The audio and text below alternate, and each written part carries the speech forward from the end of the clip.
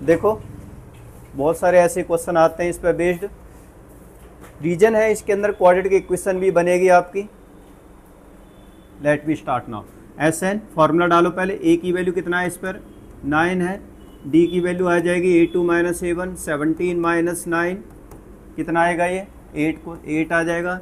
Now S N is equal n/2 2a plus n minus 1 into D. S N की जगह पर 636 लिखोगे।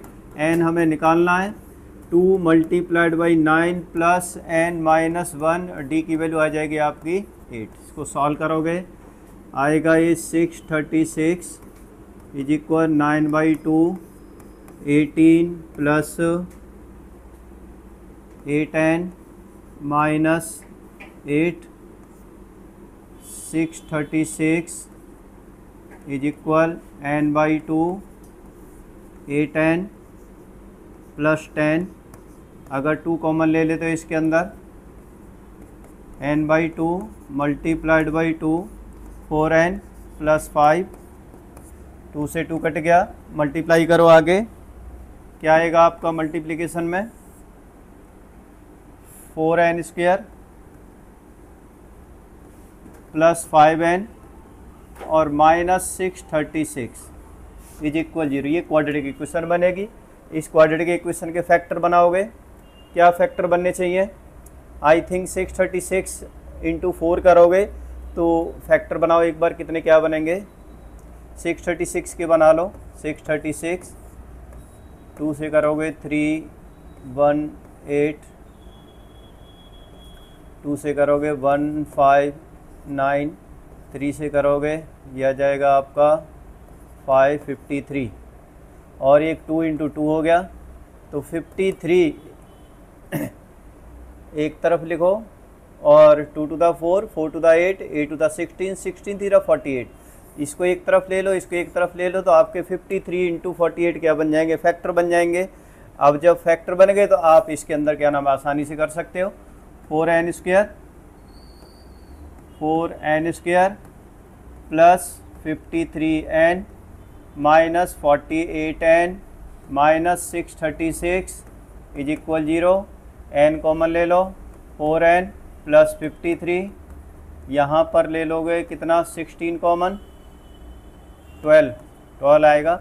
12 4 the 4n minus minus plus हो जाएगा 53 बचेगा इज इक्वल 0। 4n प्लस 53 और n माइनस 12। इस तरह से n की वैल्यू आ जाएगी आपकी माइनस 53 डिवाइडेड बाई 4 और एक n की वैल्यू आ जाएगी 12 आ जाएगी। माइनस में या फ्रैक्शन में n की वैल्यू हो नहीं सकती, इसलिए n इज इक्वल आप ले लोगे कितना 12। ये बहुत इंपॉर्टेंट क्वेश्चन है, ध्यान रखना, ठीक है। ये क्वेश्चन हमारा कंप्लीट हो जाता है। कुछ क्वेश्चन है एनसीईआरटी के अंदर, सिलेक्टेड 4 क्वेश्चन है जो आप इसमें कर सकते हो। 5.3 के अंदर से 3 नंबर का एक क्वेश्चन आने के बहुत बड़े चांस हैं इसके अंदर, ठीक है। Now let be move to next questions.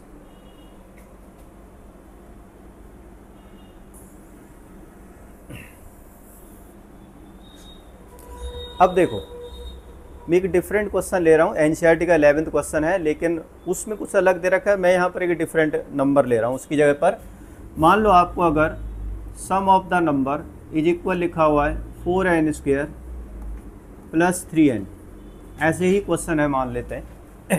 पहले समझो आप क्वेश्चंस को। ये 2 तरह के नंबर्स होते हैं, मतलब 2 तरह की ऐसी इक्वेशन गिवन होगी। एक रखा हुआ an का टर्म, an मतलब जैसे मान लो 3n प्लस 2 लिखा हो, ये लिखा हो। अब इन दोनों में फ़र्क क्या है?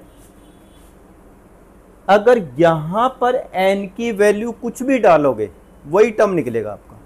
जैसे n इज इक्वल 1 डालते हो आप, तो अगर n इज इक्वल 1 डालोगे तो फर्स्ट टर्म क्या आ जाएगा आपका 3 इंटू 1 प्लस 2 5 आ गया। n इज इक्वल 2 डालते हो कितना हो गया 3 टू द 6 प्लस 2 कितना हो गया, दूसरा टर्म कितना आ गया 6 और 2 8 आ गया।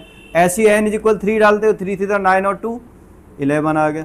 तो आपकी सीधी AP बन जाती है इसके। पहला 5 हो गया, दूसरा 8 हो गया, तीसरा 11 हो गया। तो अगर nth टर्म का फॉर्मूला दे रखा है, nth टर्म की फॉर्म दे रखी है, तो आप जो टर्म डालोगे वही n की वैल्यू जो लोगे वही टर्म निकल जाएगा। जैसे ये कहा जाए बताओ 16 टर्म क्या होगा इसके अंदर, बड़ा आसान है, n इज इक्वल 16 ले लो, सीधा निकल जाएगा। कई बार क्या होता है बताओ इसका d क्या होगा, मतलब कॉमन डिफरेंस क्या होगा, 2 टर्म निकालो, 8 में से 5 गया, क्या बच गया, 3 बच गया, खत्म। लेकिन इसमें फ़र्क क्या है इसके अंदर इसमें फ़र्क क्या है, इसमें आप जो n की वैल्यू डालोगे वो टर्म नहीं निकलेगा आपका, उतने टर्म का सम निकलेगा। Got it? मतलब अगर आप n की वैल्यू यहाँ पर 1 लेते हो तो S1 जो आएगा वो क्या आएगा, 4 इंटू 1 का स्क्वायर प्लस में 3n, मतलब 7 आ गया। अब आप एक बात देखो, S1 का मतलब क्या है, पहला टर्म। अब पहले टर्म को किसी और से तो ऐड करोगे नहीं आपको, तो आपका जो S1 है वही क्या है, A1 है, वही फर्स्ट टर्म आ गया आपका। लेकिन अगर n इज इक्वल टू आपने रख दिया तो यहाँ पर आप दूसरा टर्म नहीं निकालोगे, यहाँ पर आपका कौन सा आएगा, 2 टर्म का सम निकल के आएगा। 2 टर्म का सम का मतलब कितना हो गया, 16 और 6 कितना हो जाएगा, 22। It is not second term, it is the sum of 2 term. अब मान लो दूसरा टर्म निकालना चाहते हैं तो कैसे निकालेंगे फिर हम, सिंपल सी बात है, 2 टर्म दे रखे, पहला टर्म निकाल दो। पहला टर्म कितना है आपका, कितना निकल के आया था आपका फर्स्ट टर्म, 7 निकल के आए। तो अगर आप इसमें से ये वाला माइनस कर देते हो ये, तो आपका सेकंड टर्म निकल आएगा, यानी सेकंड टर्म निकल जाएगा आपका S2 माइनस S1, 22 माइनस 7 कितना निकल गया, 15। इसी तरह से अगर आप S इज इक्वल 3 लिख लेते हो तो 3, 4 इंटू 3 का स्क्वायर प्लस 3 इंटू 3 कितना हो गया, 9 4 द 36 और 3 3 द 9, 45। तो ये क्या निकल गया है आपका, 45 क्या है, ये 3 टर्म का सम है, ये तीसरा टर्म नहीं है। कितने टर्म का सम है ये, 3 टर्म का सम है। 3 टर्म मतलब first term plus second term plus third term is equal कितना है, 45।